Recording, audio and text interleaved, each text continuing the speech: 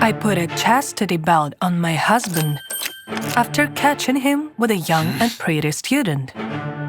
It's a little tight, sweetie. How long will I have to use it? I forced Peter to go to work in that armor until his shameless student graduated. The day that young lady got her degree, I was finally able to breathe a sigh of relief. Now, I hope you'll take out your key and set me free. I happily threw the chastity belt to the very bottom of the dresser.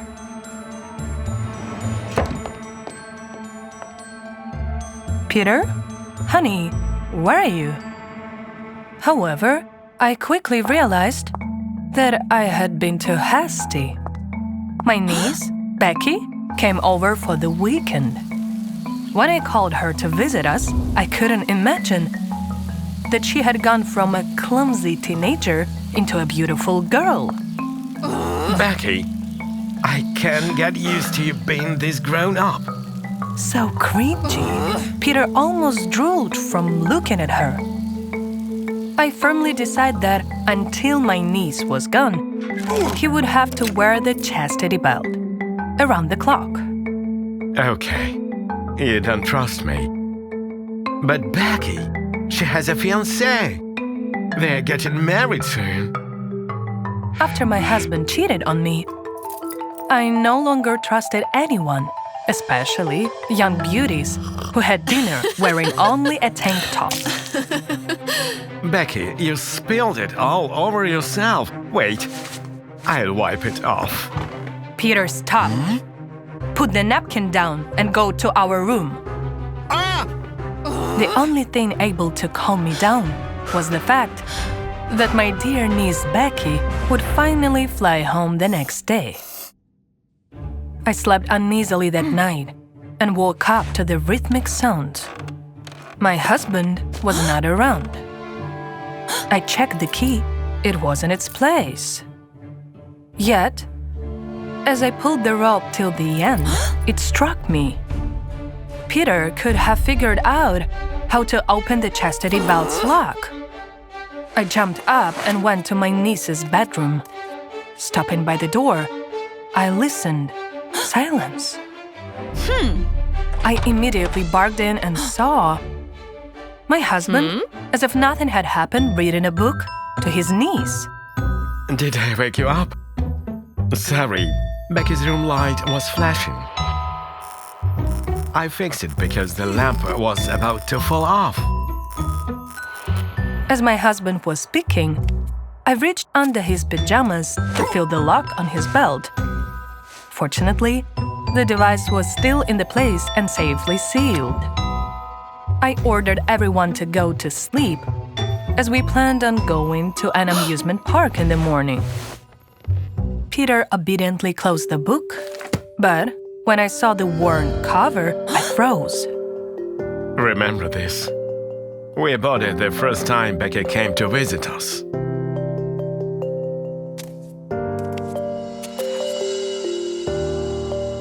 Back in our room, I apologized to my husband. Being jealous of my niece is pure paranoia.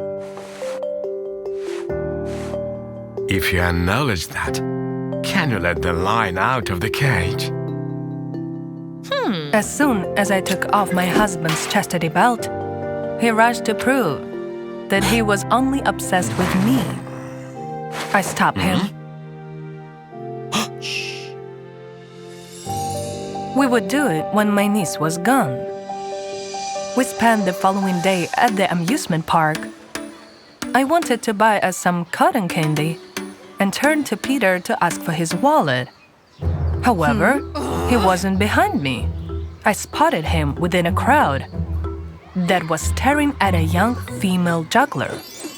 She was wearing tights and a mini skirt.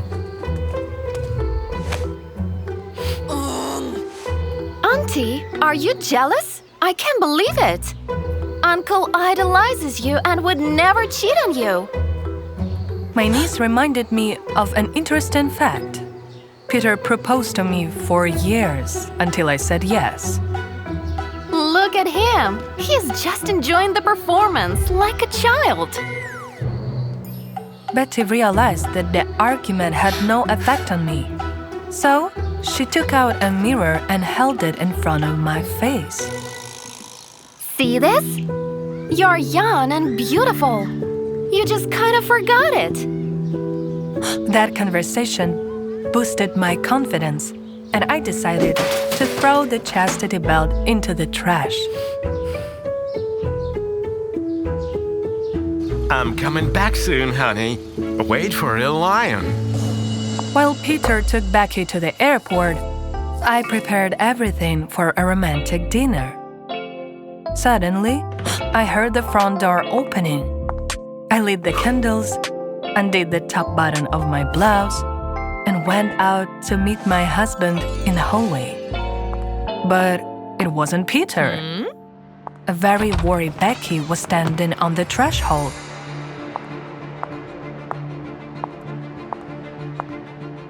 Looks like you were right, Aunt.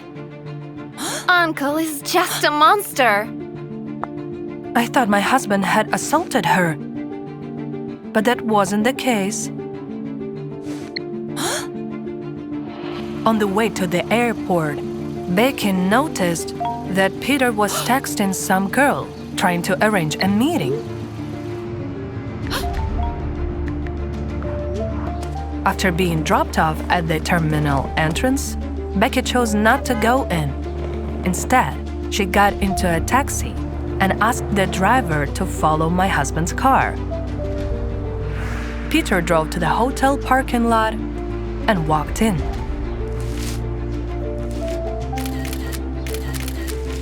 He went up to a room on the second floor. I saw him in the window. I called my husband to ask him where he was.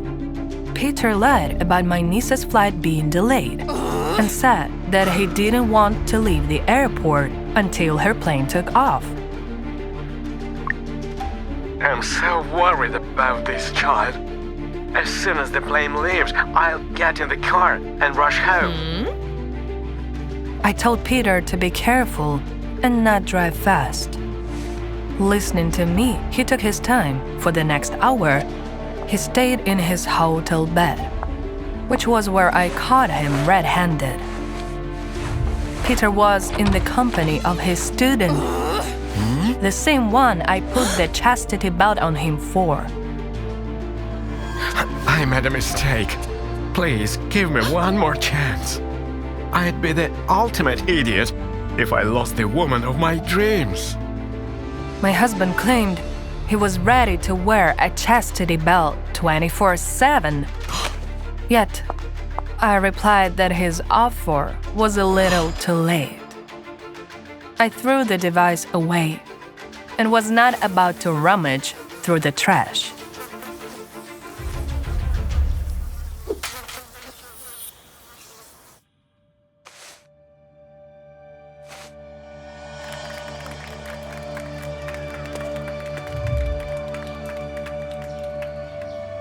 I attended Becky's wedding as a divorced woman.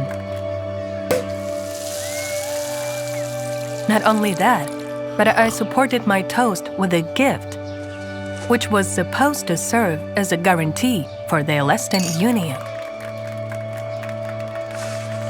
Hope it's not a chastity belt. I told her that the belt can only do harm. It is of no use. I gave them an old music box with a fragile structure.